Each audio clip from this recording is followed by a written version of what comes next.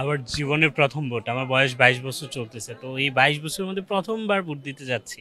তো এক্সাইটেড, মানে কি বলা যায়, উত্তেজনা কাজ করতেছে। আমার সারা রাত ঘুম হয় নাই। তাছাড়া আমি হচ্ছে আমার হল সংসদ, আমার হল হচ্ছে কবিতা সমিতি না। তো ওইটা হল সংসদে কার্যনির্বাহী সদস্য পদে নির্বাচন করতেছি।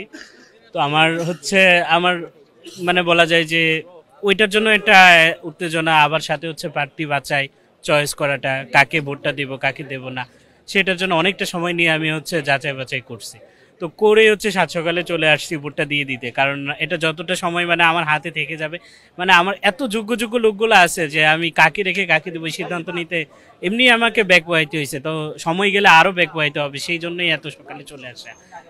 হ্যাঁ, আর সেই সাথে আরেকটা জিনিস হচ্ছে এই ইলেকশনে বা এই নির্বাচনটাতে আমার উদ্দেশ্য হচ্ছে, বা সবার একটা উদ্দেশ্য, যে ভারতীয় আগ্রাসন বিরোধী যে নেতারা আছে বা যারা এই ধরনের মন মানসিকতা রাখে, এই ধরনের রাজনীতি করে, তাদেরকে চয়েস করা এবং তাদেরকে নেতৃত্বে নিয়ে আসা।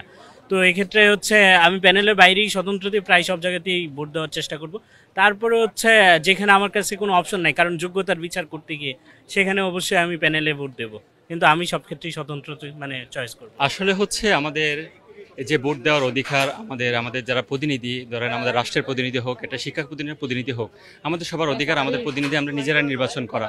তো এদিক থেকে দেখা যায় বাংলাদেশের দীর্ঘ সময় একটা স্বৈরাচারী শাসন ছিল, এবং আমাদের যে ভোট দিতে না পারার যে আক্ষেপ, সেই আক্ষেপ থেকে আসলে সকালবেলা সবার আগে এসে ভোট দিতে আসা আর কি। এখন পর্যন্ত দেখতেছি আলহামদুলিল্লাহ সার্বিক পরিস্থিতি খুবই ভালো, যথেষ্ট হচ্ছে আইন শৃঙ্খলা বাহিনী যথেষ্ট আছে, এবং আশা করছি মানে নিরাপত্তার সহিত ভোট দিবে সবাই, এবং কোনো সমস্যা হবে না আর কি। এই জিনিসটা খুবই ভালো লাগছে, খুব উৎসবমুখর পরিবেশ, সবাই আসছে, কথা বলতেছি, এবং এখানে প্রথম ভোটটাই আমি দিব, এটা একটু আনন্দদায়ক আর কি আমার জন্য।